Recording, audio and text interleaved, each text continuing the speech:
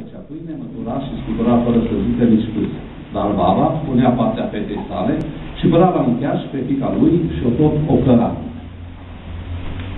Era viuliță lăsată de Dumnezeu să nu se certe cu el, ca să-și gonească copila și zicea: dacă nu-ți vei aduce fata de aici, pâine și tare cu tare cu mine, nu mai mănânci.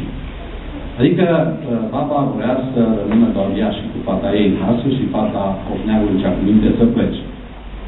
Bietul om, adică moșneagul, se cam codea, dar baba într-o noapte purnă apă peste vată și stinse focul cel învăluit pe partea uncheașului de cu seară. Pe vremea aia nu exista nici gaz și chibritele erau rare și oamenii, dacă își aprindeau odată focul, țineau cărbunii mereu aprinși și dimineața puneau mereu lemne. După cum vedeți, baba a turnat apă peste jarul respectiv și fata nu a mai putut aprinde dimineața focul. Să vedem ce a făcut. A doua zi de dimineață se scoală fata să facă focul. Fiindcă tot pe ea cădeau păcatele, dar focul nu mai se schimba. Atunci se zică să nu o cărască mână faca mică, să îl pe portei, să-l dă toate părțile, doar o vedea încotro o vară de foc, ca să ducă să ceară măcar o cărbune. Dar nu se văzut nicăieri ceea ce căuta el. Când tocmai aici, când era să se dea jos, zărit spre răsărit, avea răsărit, o mică colătare. Atunci trebuia să se ducă să aducă de undeva cărbun. Aprins. Se duse și la foc nu mai ajunse, dar în drumul ei întâlni o grădină părăginită, care o strigă zicându-i: fată mare, vino de încurăță pomii ce mi-au mai rămas de 1000. Și când te întorci, îți dea pome noapte să mănânci. S-a făcut fata de lucru numai decât și cum îi spărni, îndată plecă. Mai încolo de peste un puț care strigă.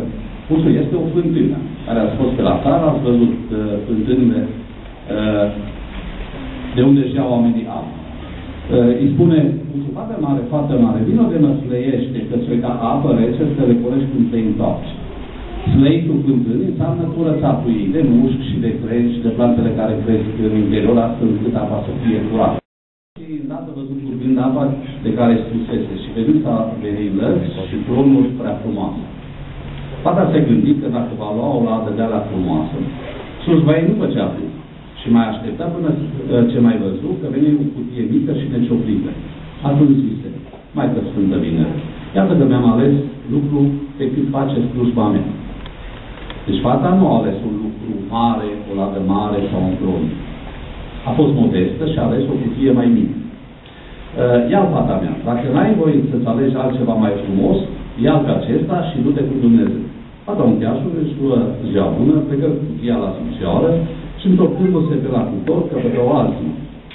Și trecând pe la puț, bău apă rece de sărbătorit, iar când ajunse la grădină, mâncă foame. Deci binele făcut i s-a reîntors un alt bine la fapt. Modestia de asemenea i-a fost răsplătită, dar lenea și îngâmparea este pedepsită. Fata moșneagului însă se căsători cu un făcău din cei mai frumoși ai satului, care au cerut de la tatăl său și o luă de soție. Mare veselie să făcut un sat la nunta lor și trăiesc în fericire până în ziua de astăzi. Cine nu crede, să facă bine să se uite împrejur și va vedea multe de aceste cazuri. Iar eu încă le cai pe așa și vă spusei povestea așa.